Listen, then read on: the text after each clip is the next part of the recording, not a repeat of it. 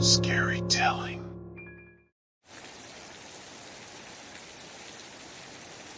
As I walked into the Smith's house, I felt a chill run up my spine.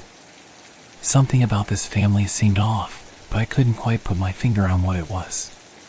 The house was eerily large, and the decor was a mix of antique and modern styles. It felt like I was walking into a time warp. I introduced myself to Mrs. Smith, the mother of the family, and offered my condolences for her loss. She looked at me with a distant expression, and I could tell that she was in shock. I assured her that I would do everything in my power to solve the case and find the person responsible for her husband's death. As I made my way through the house, I examined the crime scene. Gordon Smith, the victim, lay on the floor with 11 stab wounds in his chest. The stabs were inconsistent in size, some deeper than others, and it seemed improbable that one person could have inflicted all of them. I started to ask the Smiths questions, but they seemed hesitant to reveal anything useful. They gave vague answers, and I could tell that they were hiding something. I decided to head upstairs to investigate further. As I climbed the stairs, I heard a strange noise coming from one of the rooms. I approached the door cautiously and listened. It sounded like someone was sobbing. I knocked on the door and called out, "Detective Adam Jones, can I come in?" There was no response, so I pushed the door open slowly. Inside, I found Jasmine Smith, the daughter of the family, sitting on the bed, her head buried in her hands. She looked up at me with red, puffy eyes. "Is everything okay?" I asked, trying to sound sympathetic. Jasmine didn't say anything for a moment. Then, she whispered, "We're all fast healers." I was taken aback by her statement. It didn't make any sense. "What do you mean?" I asked. Jasmine hesitated for a moment before speaking again. "We can heal really fast. My dad's wounds, they're already starting to close up." I didn't know what to make of her words, but I knew that I had to investigate further. I continued to question the family, but they remained tight-lipped. As I left the house, I couldn't shake the feeling that there was something deeply wrong with the Smiths. As I got into my car and drove away, I couldn't help but wonder what I was missing. There was something about this case that didn't add up, and I was determined to find out what it was. As I headed back to the Smiths' house, I still couldn't shake the feeling that something was off. As I approached the door, I heard voices coming from inside. I couldn't make out what they were saying, but I knew that I had to investigate further. I cautiously pushed open the door and stepped inside. To my surprise, I found Officer Matt Perry already inside, standing at the top of the stairs. "What are you doing here?" I asked, confused. "I was just checking out the upstairs," Matt replied. "I heard something strange, so I came to investigate." Just then, we heard footsteps coming from down the hall. We turned to face the sound, and that's when Jasmine appeared, holding a gun in her hand. "You shouldn't have come back," she said, her voice low and menacing. "Now you have to pay the price." Before I could react, Jasmine shot Matt, and he fell to the ground, clutching his chest. I pulled out my own service pistol, but before I could take aim, Mrs. Smith appeared from behind me and tackled me to the ground. I struggled to break free, but Mrs. Smith was surprisingly strong. Jasmine walked over and pointed the gun at my head, a sickening grin on her face. "You should have stayed away," she said. As I lay on the ground, I could feel the blood soaking through my shirt. I knew that I was going to die, and there was nothing I could do about it. But then, something strange started to happen. My wounds began to heal, slowly at first, but then faster and faster. The Smiths looked at me in horror as my skin began to knit itself back together. I felt a surge of energy flow through me, and I knew that I had somehow inherited their fast healing ability. As soon as I was able, I broke free from their grasp and stumbled to my feet. I realized that I had a chance to escape, and I wasn't going to waste it. I ran out of the house as fast as I could, my knee now fully healed. But I couldn't just leave Matt's body behind. I had to find a way to stop the Smiths and put an end to their cannibalistic ways. As I ran to my car, I grabbed my radio and called for backup. Within minutes, I was surrounded by fellow officers, and we stormed the house, guns drawn. The Smiths put up a fight, but they were no match for the armed police force.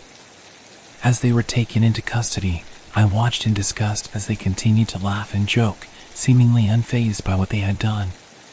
In the end, justice was served, and the Smiths were locked away for their heinous crimes.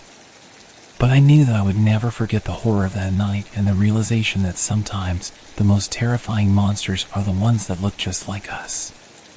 After the events at the Smiths' house, I was a changed man. I had inherited their fast healing ability, and I knew that I had to keep it a secret. But I also knew that I couldn't let the Smiths get away with what they had done. I had to stop them before they could hurt anyone else. I went back to the house, determined to retrieve Matt's body and gather any evidence that could be useful in the case. As I entered the house, I could feel the Smiths' presence all around me.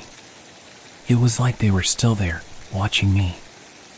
I made my way up to the room where Matt's body was, but as I approached the door, I heard voices coming from inside.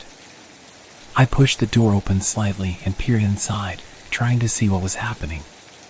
To my horror, I saw the Smiths gathered around Matt's body, tearing chunks of flesh from his corpse and eating it. I couldn't believe what I was seeing. How could anyone be capable of such depravity? I knew that I had to act quickly. I called for backup and prepared to storm the room. But then, something strange started to happen. My wounds, which had already healed, began to heal even faster. It was like the Smiths' cannibalism was somehow fueling my powers. I burst into the room, gun drawn, and the Smiths turned to face me, their faces twisted in anger. But as they charged towards me, I felt a surge of energy flow through me, and I knew that I was more than a match for them. I fought back with all my strength, using my newfound abilities to take down the Smiths one by one. They were shocked at my power, and they soon realized that they were no match for me. As I emerged from the room, victorious, I could hear the sound of backup arriving outside. I knew that it was time to leave the house, but I also knew that I couldn't just leave the Smiths behind. They had to pay for what they had done. I made my way back to the living room, where Mrs. Smith was waiting for me. She had a crazed look in her eyes, and I knew that she would do anything to escape. But I was prepared for her. I used my powers to take her down, and she fell to the ground, helpless. I retrieved my gun and held it to her head, ready to take her into custody. As I looked into her eyes, I couldn't help but feel a sense of pity. She was just a victim of circumstance, trapped in a world that she couldn't escape from. But I also knew that I couldn't let her get away with what she had done. I called for backup, and within minutes, the house was surrounded by police. The Smiths were taken into custody, and I watched as they were led away in handcuffs. It was over. But as I stood outside the house, looking up at the sky, I knew that my life would never be the same again. I had inherited a power that I didn't fully understand, and I knew that I would have to be careful with it. But I also knew that I had a responsibility to use it for good, to protect innocent lives and to fight against evil. As I walked away from the house, I knew that I had found my calling. I was no longer just a detective. I was something more. I was a hero. After the incident with the Smiths, I had been approached by a government agency. They had heard about my fast healing ability and wanted to conduct some tests on me. I was hesitant at first, but they promised that they would use my power for good and help me understand it better. I agreed to their proposal, and I was taken to a secret facility deep underground. The facility was state-of-the-art, with the latest technology and equipment. I was given a lab coat and asked to participate in a series of tests. At first, the tests were simple. They monitored my vitals and conducted basic physical exams. But as the days went on, the tests became more intense. They injected me with various drugs and exposed me to dangerous chemicals. They wanted to see how my body would react. To my surprise, my fast healing abilities seemed to protect me from harm. Even when they injected me with lethal doses of toxins, my body was able to heal itself almost instantly. The scientists were amazed at what they were seeing, and they asked me to participate in even more tests. But as the tests continued, I started to feel uneasy. Something about the whole situation seemed off, and I couldn't put my finger on what it was. I started to have nightmares, where I was trapped in a lab, unable to escape. One day, I was asked to participate in a new experiment. The scientists had developed a new serum that they believed would enhance my healing ability even further. They injected me with the serum, and at first, I felt fine. But then, something strange started to happen. My body started to convulse, and I felt like I was being ripped apart from the inside. The pain was excruciating, and I screamed out in agony. But the scientists just stood there, watching me, as if they were enjoying my suffering. I realized too late that they were experimenting on me without any regard for my safety. They were using me as a guinea pig, and I was just a means to an end. I tried to fight back, but my body was weak, and I could feel my powers slipping away. As I lay on the table, helpless, I realized that I had made a terrible mistake. I had trusted these people, and they had betrayed me. But it wasn't just me they were hurting. They were hurting innocent people, too. With all the strength I had left, I broke free from the table and ran out of the lab. I could hear the scientists calling out for me, but I didn't stop. I ran until I reached the surface, and then I kept running. I knew that I had to warn others about the government's experiments. They were conducting tests on innocent people, and I couldn't just stand by and watch. I had to do something. As I ran through the streets, I realized that I had a responsibility to use my powers for good. I had been given a gift, and I had to use it to help others. I couldn't just let the government control me and use me for their own purposes. I decided that I was going to fight back. I was going to expose the government's experiments and put an end to their reign of terror. I was going to use my powers to protect innocent lives and to fight against evil. I was going to become a hero. With a newfound sense of purpose, I began my crusade against the government's experiments. I knew that it wouldn't be easy, but I was determined to make a difference. I started by contacting a group of activists who were fighting against government corruption. They were skeptical of me at first, but when I told them about my powers, they were intrigued. They saw the potential for me to become a symbol of hope, a hero for the people.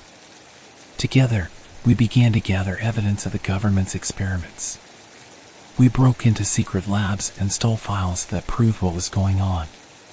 We talked to whistleblowers who had witnessed the experiments firsthand. As we worked, I began to realize that my powers were not just physical. I had a gift for persuasion, and I was able to convince people to join our cause. I spoke at rallies and gave interviews to the press. I became a voice for the people. But as we gained more and more support, the government began to take notice. They saw me as a threat, and they knew that they had to stop me. They sent agents to track me down and capture me. But I was ready for them. I used my powers to evade their capture, and I fought back with all my strength.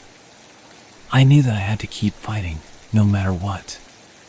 Finally, the day came when we had enough evidence to expose the government's experiments. We held a press conference, and I spoke out against what was happening. I told the world about the horrors that innocent people were being subjected to in the name of science. The press conference was a turning point. The government was forced to take action, and the experiments were shut down. The whistleblowers were protected, and the activists were praised for their bravery. I was hailed as a hero. People came up to me on the street and thanked me for what I had done. They saw me as a symbol of hope, a beacon of light in a dark world. But even as I basked in the adulation, I knew that my work was not done. There were still injustices in the world, and I had a responsibility to fight against them. I continued to use my powers for good, to protect innocent lives and to fight against evil. And so, I became known as the hero of the people. I was no longer just a detective or a test subject. I was something more. I was a symbol of hope, a protector of the innocent, a defender of the weak. And even though the road ahead was uncertain, I knew that as long as I had my powers and my determination, I could face any challenge that came my way.